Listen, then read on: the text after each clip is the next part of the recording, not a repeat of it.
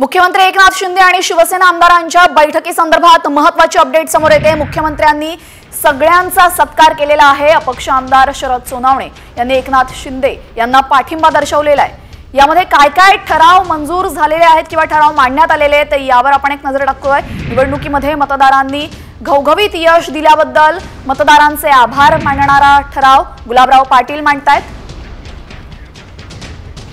तर ठराव क्रमांक दुसरा, लोकप्रिय पंतप्रधान नरेंद्र मोदी आणि अमित शहा यांचं अभिनंदन करणारा ठराव दादा भुसे यांनी ते मांडत आहेत।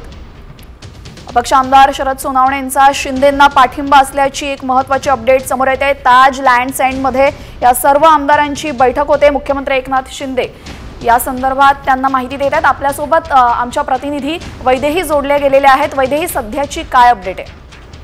नक्कीच महत्त्वपूर्ण बैठक जी आहे ती मुख्यमंत्री एकनाथ शिंदे यांच्यासोबत शिवसेनेच्या आमदारांची होते आणि या बैठकीमध्ये मुख्यमंत्र्यांनी सगळ्यांचा सत्कार केलेला आहे। अपक्ष आमदार शरद सोनावणे यांनी एकनाथ शिंदे यांना पाठिंबा देखील दर्शवलेला आहे।